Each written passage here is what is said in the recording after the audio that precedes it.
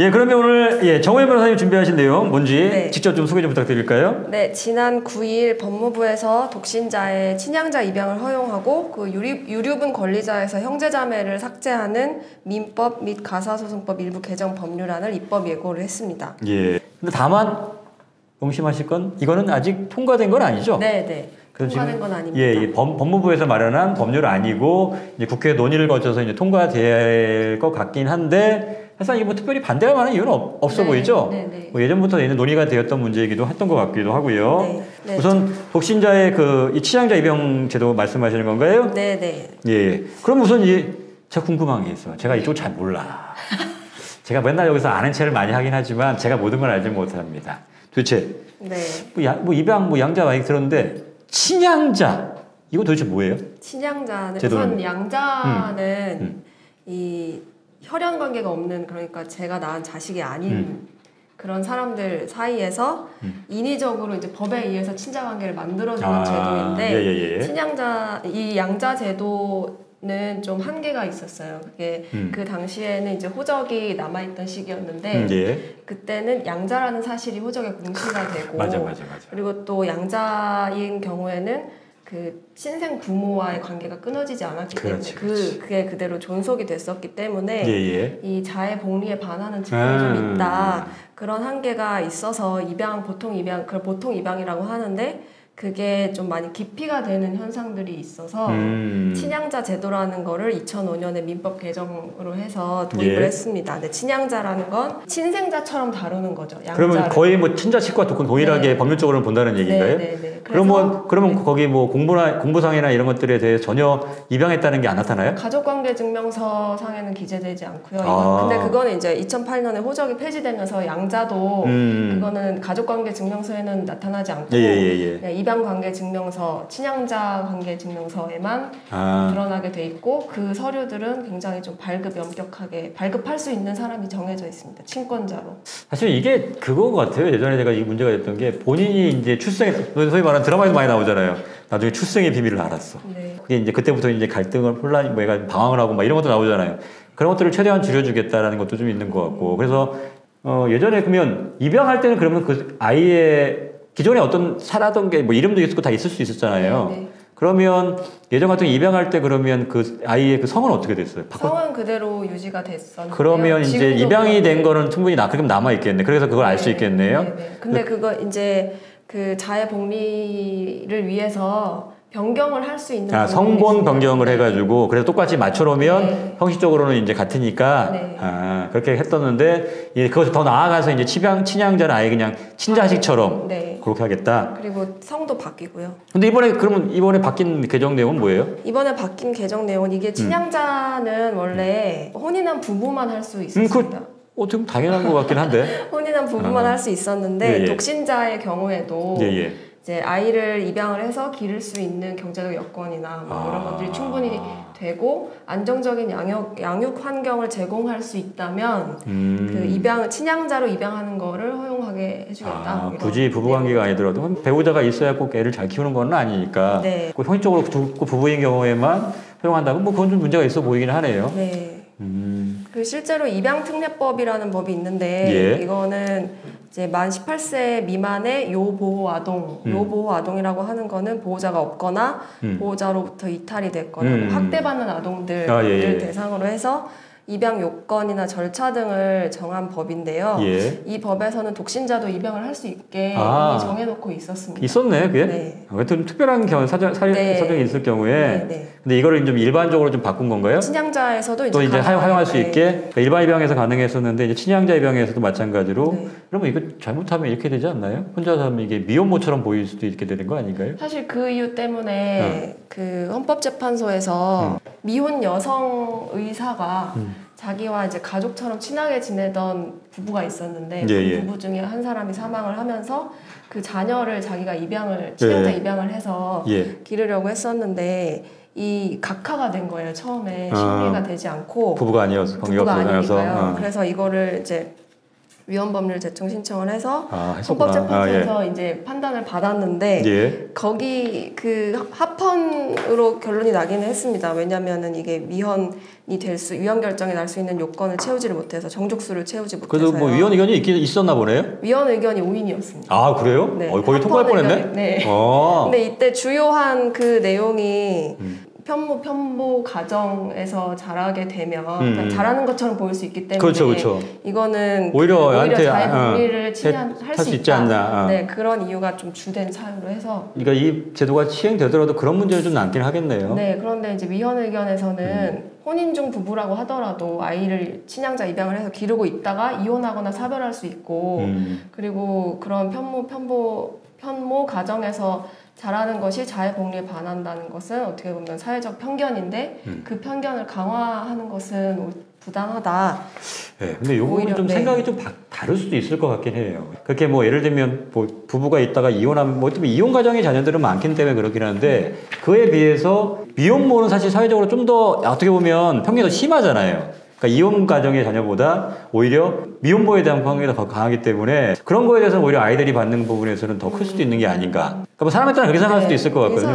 그래서 아마 그런 것 때문에 이제 위헌 의견도 있고 합헌 의견도 좀 많이 갈렸던 것 같긴 한데 어떻든 간에 지금 법안에 따르면 독신자 혼자라도 부부가 아니더라도 친양자 입양을 할 수 있다. 이렇게 됐다는 거죠. 그러면 그동안에 이제 혼인이 입양을 하기를 원했던 사람이 친양자 입양을 하기를 원했었는데 본인은 결혼할 생각은 없고 결혼하기는 싫은데 입양하고 싶은 사람들한테는 어떻게 보면 희소식이 될 수 있겠네요. 네.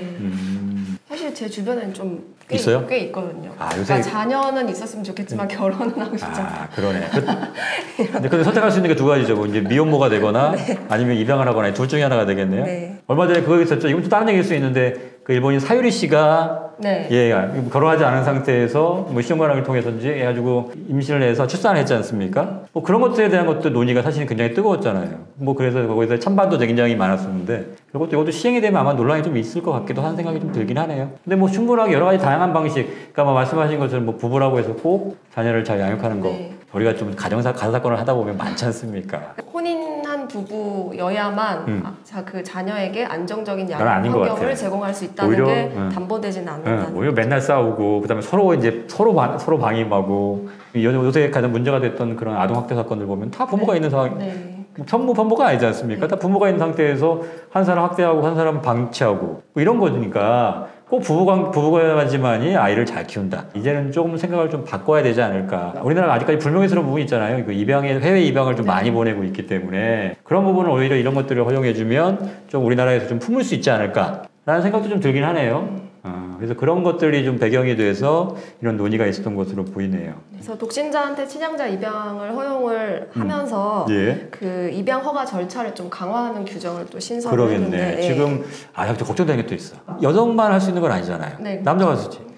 요새 험악하잖아. 아이를 이런 상상을 하면 안 되는데 이게 성적 도구로 이제 삼으려는 못된 놈들이 있을 수 있다는 거죠. 사실 그게 좀 걱정이 되기도 해요. 그걸 어떻게 그거를 방지할 수 있겠냐.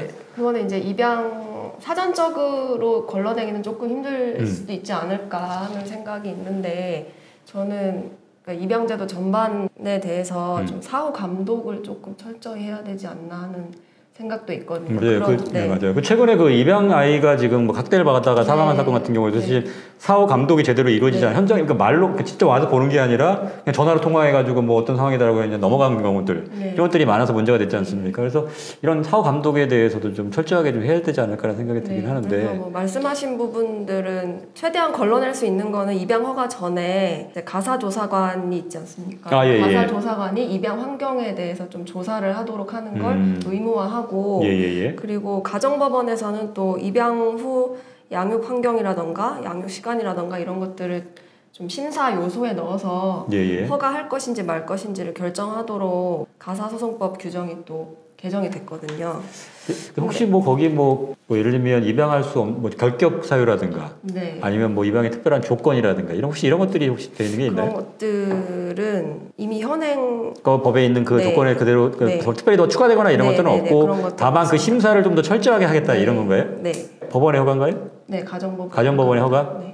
그러니까 내가 만약에 친양자를 입양하기를 원한다 그러면 이런 신청서를 작성해가지고 그다음에 제출하고 거기서 심사 절차를 받아서 법원에서 허가를 받으면 이제 그때서야 이제 입양이 가능한 이런 절차를 받게 되는 거죠.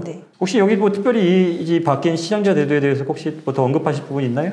저는 처음에 그 25세라는 기준이 너무 낮은 거 아닌가 이런 생각이 좀 있었거든요. 입양할 수 있는 사람이 최소 연령이 25세 이상이 돼야지만이 입양을 할 수 있다. 근데 물론 하한선이긴 한데 너무 어린 거 아닌가 25세. 그러니까 어린 사람이 이제 애들 맡아 키우기 너무 어리다. 근데 이게 이제 여러 가지를 고려해서 해외 입법례도 고려하고 해서 한 것이라고 하더라고요. 입양특례법도 아까 제가 독신자가 입양할 수 있다고 말씀드렸는데 입양특례법에도 만 25세로 규정이 되어 있습니다. 그러니까 이게 그걸 맞추려고. 이거 좀 뭐 균형을 또 고려하지 않았을까 이런 생각도 있고 실제로는 사실 25세, 20대인 경우에는 경제활동을 이제 막 시작했을 나이라서 극히 드물 있다가 극히 드물 것 같긴 하네요. 극히 드물 것 같긴 합니다. 그래서 뭐 그냥 하한선만 정해놨을 뿐인 거고 실제로 그런 사람이 있다고 하면 할 수 있게 만들어는 놨지만 현실적으로는 뭐 그 이상, 뭐 30대 이상이 주로 되지 않을까 그리고 생각이 들긴 하네요. 이게 독신자한테도 친양자를 입양할 수 있는 길을 열어줬다는 건 어떻게 보면 입양이 되는 아이들이 좀 더 많아질 수도 있는 기회이기도 한데 아까 말씀하신 것처럼 이제 관리 감독이 철저히 되지 않으면 오히려 그 자의 복리를 위한 입양 제도가 아이들한테 고통을 주는 결과를 낳을 수도 있어서 그 부분은 이 친양자 입양뿐만이 아니라 그냥 입양제도 전반에 있어서 조금 굉장히 중요한 부분이지 않나 하는 그런 생각이 좀 들었습니다. 혹시 이 친양자 제도 같은 경우에는 입양 제도 같은 경우 일반 입양보다 소위 말하는 파양이 좀 엄격한가요? 네, 엄격합니다. 예를 들어서 입양된 아이가 뭐 폐륜 행위를 저질렀다거나 입양을 한 사람이 친양자 입양을 한 사람이 학대를 했다거나 그 두 가지 학대 또는 유기 이 두 가지의 경우에 재판상 파양만 가능합니다. 아니면 내가 더 이상 얘를 키울 만한 경제적인 능력이 안 돼도 그러면 어떻게 돼요? 그거는 해당 사항이 없나요? 네. 물론 이런 거에 비교하기는 좀 그렇긴 하지만 요즘 또 좀 다른 문제긴 한데 이 반려동물도 마찬가지로 이제 쉽게 이제 소위 말하는 입양이라는 거기도 표현을 쓰지 않습니까? 했다가 이제 조금만 자기가 힘들어지거나 이러니까 바로 이제 갖다 버리는 너무 무분별하게 지금 이루어지고 있단 말이에요. 그러니까 실제로 그다음에 일반 입양의 경우에도 파양하려고 하는 사람도 굉장히 많고 그래서 오히려 아이한테 처음에 입양되지 않았던 것보다 더 나쁜 영향을 미치는 경우들이 많아서 그러니까 친양자 입양은 그냥 제가 낳은 아이나 마찬가지다라고 생각을 하고 그만큼의 책임감을 가져.